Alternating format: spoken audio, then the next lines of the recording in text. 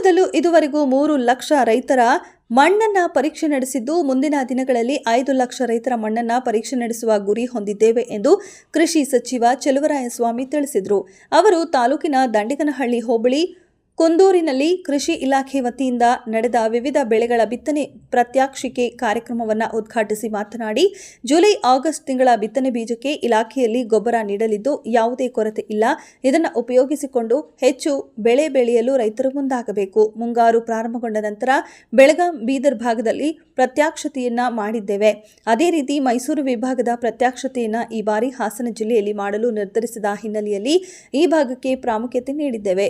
ದೇಹಕ್ಕೆ ಒಂದು ಚಿಕ್ಕ ಸಮಸ್ಯೆ ಎದುರಾದರೂ ಹೇಗೆ ಪರೀಕ್ಷೆ ಮಾಡಿಸುತ್ತೇವೆಯೋ ಹಾಗೆ ರೈತರು ತಮ್ಮ ಜಮೀನಿನ ಮಣ್ಣನ್ನ ಪರೀಕ್ಷೆ ಮಾಡಿಸಿ ನಂತರ ಯಾವ ಬೆಳೆ ಬೆಳೆಯಬೇಕೆಂದು ನಿರ್ಧರಿಸುವುದು ಸೂಕ್ತವಾಗಿದೆ. ಇದಕ್ಕೆ ಪೂರಕವಾಗಿ ನಮ್ಮ ಅಧಿಕಾರಿಗಳು ಸಹಕರಿಸಲಿದ್ದಾರೆ. ರೈತರಿಗೆ ಕೃಷಿ ಇಲಾಖೆಯಿಂದ ನೀಡುವ ಯಂತ್ರಗಳು ಹಾಗೂ ಮತ್ತಿತರ ಸೌಲಭ್ಯಗಳ ಬಗ್ಗೆ ಮಾಹಿತಿ ನೀಡಬೇಕು. ಸ್ಪ್ಲಿಕ್ಕರ್ ಯಂತ್ರಗಳ ದರವನ್ನು ಹೆಚ್ಚು ಮಾಡಿಲ್ಲ ಮತ್ತು ಸಬ್ಸಿಡಿ ಕೊಡುವಲ್ಲಿ ಕೊಂಚ ವ್ಯತ್ಯಾಸವಾಗಿದ್ದು, ಶೀಘ್ರದಲ್ಲೇ ಮುಖ್ಯಮಂತ್ರಿಗಳ ಜೊತೆ ಚರ್ಚಿಸಿ ಸರಿಪಡಿಸಲಾಗುವುದು. ದೇಶದಲ್ಲಿ ನಮ್ಮ ರಾಜ್ಯ ಕಡಿಮೆ ದರ ನಿಗದಿ ಮಾಡಿದ್ದು, ಪಕ್ಕದ ಆಂಧ್ರ, ತೆಲಂಗಾಣ, ತಮಿಳುನಾಡಿಗಿಂತ ನಮ್ಮ ರಾಜ್ಯ ಸರ್ಕಾರ ಕಡಿಮೆ ದರದಲ್ಲಿ ಬಿತ್ತನೆ ಬೀಜಗಳನ್ನು ನೀಡುತ್ತಿದೆ. ನಾವು ರೈತರ ಹತ್ತಿರ ಬೀಜಗಳನ್ನು ಖರೀದಿ ಮಾಡುವುದರಿಂದ ರೈತರಿಗೆ ಹೆಚ್ಚು ಹಣ ನೀಡಿ ರೈತರಿಗೆ ನೀಡುತ್ತಿದ್ದೇವೆ. ಇದರಿಂದ ರೈತರಿಗೆ ಹೆಚ್ಚು ಲಾಭದಾಯಕವಾಗಿದೆ. ಇದಕ್ಕೆ ಸರ್ಕಾರದ ಮೇಲೆ ವಿರೋಧ ಪಕ್ಷದವರು ಬೆಟ್ಟು ಮಾಡಿ ತೋರಿಸುವುದು ಸರಿಯಲ್ಲ ಎಂದರು.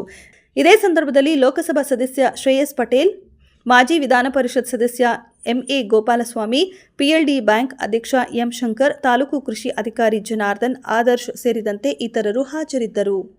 ಮುಂಗಾರು ಪ್ರಾರಂಭ ಆದಮೇಲೆ ಬೆಳಗಾಂ ಡಿವಿಷನಲ್ಲಿ ನಾವೊಂದು 7 ಜಿಲ್ಲೆ ರಿವ್ಯೂ ಮಾಡಿ ಅಲ್ಲಿ ಸ್ಥಳ ಪರಿಶೀಲನೆ ಮಾಡಿ ಏನು ಮುಂಗಾರಿನ ಸ್ಥಿತಿಗತಿಗಳು ಅನ್ನೋದ್ರ ಬಗ್ಗೆ ನಮ್ಮ ಆಯುಕ್ತರು ಮತ್ತು ಡೈರೆಕ್ಟರ್ಗಳು ನಾವೆಲ್ಲರೂ ಹೋಗಿದ್ದು. ಅದಾದಮೇಲೆ ನಾನು ಬೀದರ್ನಲ್ಲೂ ಸಹ ಗುಲ್ಬರ್ಗಾ ವಿಭಾಗದನ್ನು ರಿವ್ಯೂ ಮಾಡಿ ಅಲ್ಲೂ ಸ್ವಲ್ಪ ಅಲ್ಲಿಯ ಪರಿಸ್ಥಿತಿಯನ್ನು ನಾವು ತಿಳ್ಕೊಳ್ತಕ್ಕಂಥ ಪ್ರಯತ್ನವನ್ನು. ಅದಾದಮೇಲೆ ಈಗ ಮೈಸೂರು ವಿಭಾಗದ ಮೈಸೂರಿನಲ್ಲಿ ಮಾಡುವಂಥ ಒಂದು ರಿವ್ಯೂನ ಹಾಸನದಲ್ಲಿ ಇಟ್ಕೊಂಡಿದ್ದೆ ನಾನು.